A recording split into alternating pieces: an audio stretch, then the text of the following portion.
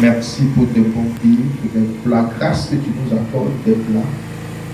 Nous prions que tu sois avec nous, que tu bénisses ta parole, que tu ouvres notre entendement pour recevoir ce que tu as pour nous. Seigneur, nous avons besoin que tu interviennes. Bénis-nous à travers ta parole, au nom de Jésus. Amen. Amen. Prenons nos Bibles. Alors, cette semaine, on s'est retrouvés du lundi au jeudi pour honorer notre programme de prière que nous avions. Donc, normalement, il prend fin aujourd'hui. Alors, nous parlions d'aller en eau profonde avec le Seigneur. Amen. Et normalement, le jeudi, je devais partager avec vous les récompenses, ou bien la récompense de ceux qui vont en eau profonde avec le Seigneur. Amen. Voilà. La récompense de ceux qui vont en eau profonde avec le Seigneur. Ceux qui acceptent de s'engager et d'aller en profondeur avec le Seigneur. Ceux qui ne restent pas à la surface, qui ne restent pas en bordure, mais qui vont en eau profonde avec le Seigneur. Quelle est leur récompense? Nous allons le voir ce matin. Et je crois que si le Seigneur parlera au cœur de chacun de nous. Amen. Donc prenons nos Bibles dans le livre de Matthieu. Matthieu chapitre 19, versets 16 à 30. C'est des textes bibliques qui sont longs. Donc il y a trois passages bibliques qui parlent de la même chose. Et c'est dans les évangiles. Donc, quand il y a une histoire qui est citée à 3 reprises dans la parole de Dieu, précisément dans les évangiles, on les appelle en théologie les synoptiques. Amen. Répète après moi, les synoptiques. Les synoptiques. Tu n'as pas bien dit. Il faut reprendre. Synoptique. Tu as peur de parler? On apprend comme ça. L'église, c'est une école. Amen. Amen. L'église, c'est une école. Amen. Donc, quand les évangiles parlent d'un même événement, dans 3 livres précis, on les appelle les synoptiques. Les synoptiques, c'est une vue d'ensemble. C'est 3 personnes qui parlent, mais qui voient, qui parlent de la même chose. Amen. Ils en parlent, mais souvent ils en parlent différemment. Parce que quand on parle d'un événement, chacun le compte différemment, en fonction de ce qu'il a touché. Il ne dira pas tout. Il y a des détails qui ne vont pas l'intéresser, en fonction de ce qui est important pour lui. Amen. Donc, on a Matthieu, on a Marc et on a Luc. Ces 3-là, on dit dans la Bible, raconter des histoires, les mêmes histoires ont été racontées par ces 3 évangiles, mais différemment, avec quelques petits détails. Et nous allons voir un des exemples ce matin. Amen. Voilà. Mais en voyant leur exemple, on va profiter pour exploiter notre thème qui est la récompense de ceux qui vont en eau profonde avec le Seigneur. Amen. Et la récompense qu'on va voir, cette récompense-là n'est pas exhaustive. Ça veut dire quoi? Ce n'est pas la seule récompense que le Seigneur accorde à ceux qui vont en eau profonde. On va citer quelques-unes, mais on ne peut pas citer toutes les récompenses. Il y en a, il y en a et il y en a. Dieu fait du bien à ses enfants à tout moment. Amen. Donc, Matthieu 19, verset 16 à 30. Matthieu 19, verset 16. Et voici, un homme s'approcha et dit à Jésus, Maître, que dois-je faire de bon pour avoir la vie éternelle? Que dois-je faire de bon pour avoir la vie éternelle? Il répondit, pourquoi m'interroges-tu sur ce qui est bon? Un seul est le bon. Si tu veux entrer dans la vie, observe les commandements. Lesquels? Lui dit-il. Jésus lui répondit, tu ne tueras point, tu ne commettras point d'adultère, tu ne déroberas point, tu ne diras point de faux témoignages. Honore ton père et ta mère. Honore ton père et ta mère. et tu aimeras ton prochain comme toi-même. Le jeune homme lui dit, j'ai observé toutes ces choses. Que me manque-t-il encore? Jésus lui dit, si tu veux être parfait, va, vends ce que tu possèdes, donne-le aux pauvres, et tu auras un trésor dans le ciel. Puis viens et suis-moi. Après avoir entendu ces paroles, le jeune homme s'en alla tout triste, car il avait de grands biens. Jésus dit à ses disciples, je vous le dis en vérité, un riche entrera difficilement dans le royaume des cieux. Je vous le dis encore, il est plus facile à un chameau de passer par le trou d'une aiguille qu'à un riche d'entrer dans le royaume de Dieu. Les disciples ayant entendu cela furent très étonnés et dirent, qui peut donc être sauvé? Qui peut donc être sauvé? Jésus les regarda et leur dit, aux hommes cela est impossible, mais à Dieu tout est possible. Pierre, prenant alors la parole, lui dit, voici, nous avons tout quitté. Pierre, prenant la parole, lui dit, voici, nous avons tout quitté. Et nous t'avons suivi. Et nous t'avons suivi. Qu'en sera-t-il de nous? Jésus leur répondit, je vous le dis en vérité, quand le Fils de l'homme, au renouvellement de toutes choses, sera assis sur le trône de sa gloire, vous qui m'avez suivi, vous serez de même assis sur 12 trônes, et vous jugerez les 12 tribus d'Israël.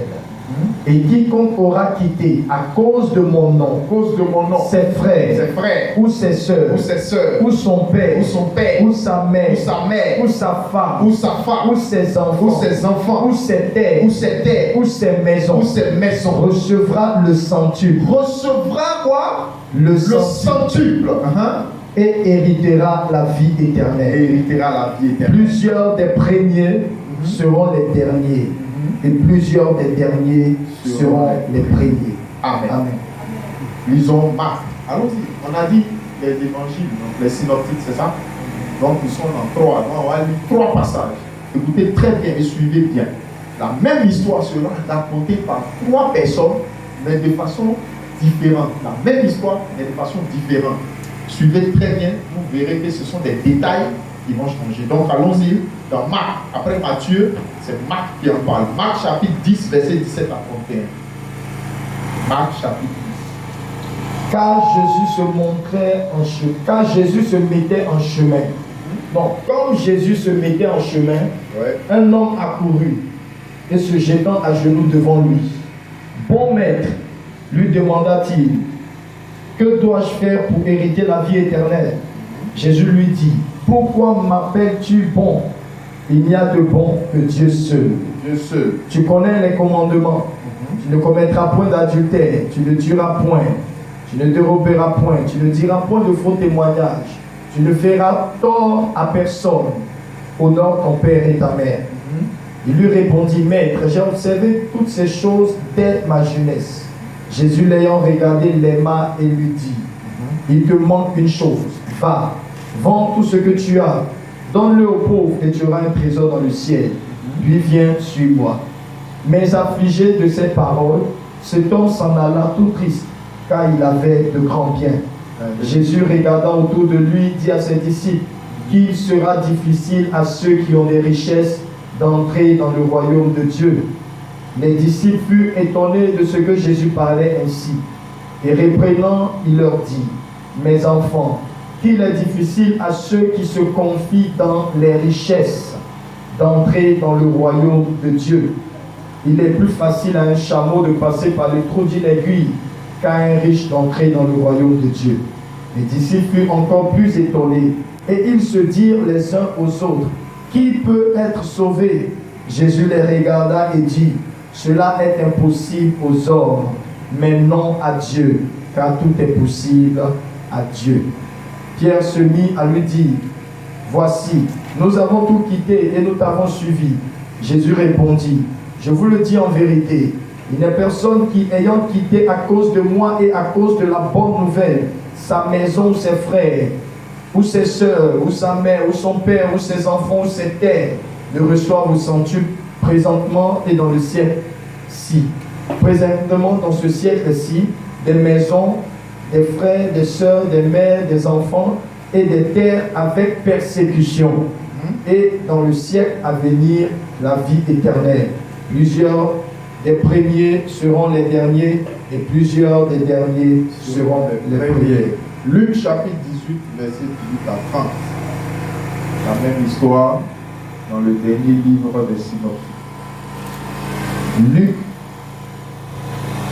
chapitre 18, verset 18 à 30. Luc chapitre 18, verset 18. Un chef interrogea Jésus et dit, Un chef, Bon, vous mais- voyez, quelle est la différence qu'on constate dès qu'on commence? Matthieu dit un jeune. Luc dit, Marc dit un jeune, un homme. Maintenant, Luc dit quoi? Un chef. Mais qu'est-ce qu'ils font? Ils racontent la même chose. Allons-y. Un chef interrogea Jésus et dit, Bon, mais que dois-je faire pour hériter la vie éternelle? Jésus lui répondit, Pourquoi m'appelles-tu bon? Il y a de bon que Dieu seul. Tu connais les commandements, tu ne commettras point d'adultère, tu ne tueras point, tu ne déroberas point, tu ne diras point de faux témoignages, honore ton père et ta mère. J'ai, dit-il, observé toutes ces choses dès ma jeunesse. Jésus, ayant entendu cela, lui dit, il te manque encore une chose, va, vends tout ce que tu as, distribue-le aux pauvres, et tu auras un trésor dans les cieux, puis viens sur moi. Lorsqu'il entendit ces paroles, il devint tout triste, car il était très riche. Jésus, voyant qu'il était devenu tout triste, dit qu'il est difficile à ceux qui ont des richesses d'entrer dans le royaume de Dieu, car il est plus facile à un chameau de passer par le trou d'une aiguille qu'à un riche d'entrer dans le royaume de Dieu. Ceux qui l'écoutaient dirent, et qui peut être sauvé? Jésus répondit, ce qui est impossible aux hommes est possible à Dieu. Pierre dit alors, voici, nous avons tout quitté et nous t'avons suivi. Et Jésus leur dit, je vous le dis en vérité, il n'est personne qui, ayant quitté à cause du royaume de Dieu, sa maison ou sa femme, ses frères ou ses parents ou ses enfants, ne reçoivent beaucoup plus dans ce siècle-ci et dans le siècle à venir la vie éternelle. Jésus prit les 12 auprès de lui et leur dit, voici, nous montons à Jérusalem. C'est bon?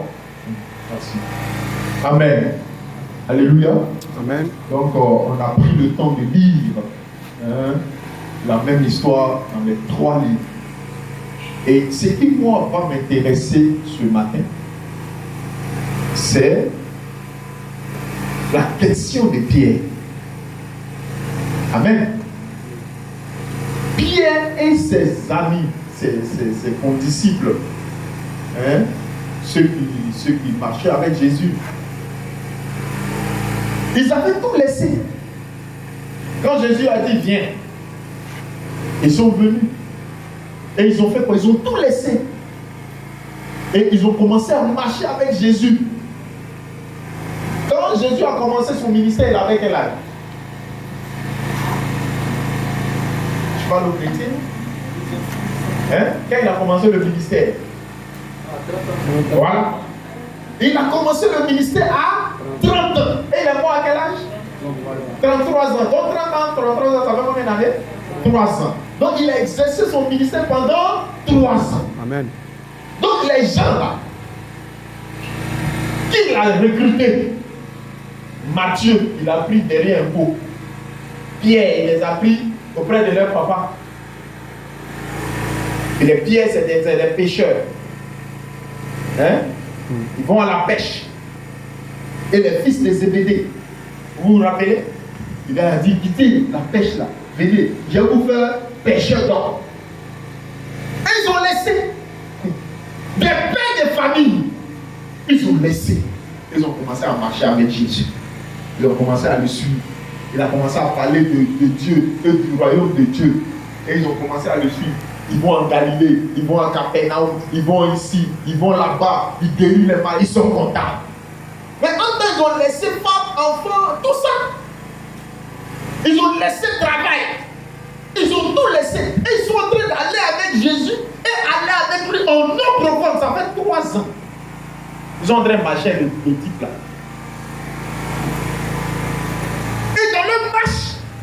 Il y a quelqu'un qui vient. Dans un premier temps, on a dit un jeune. Après, on a dit un homme. Après, on a dit un chien.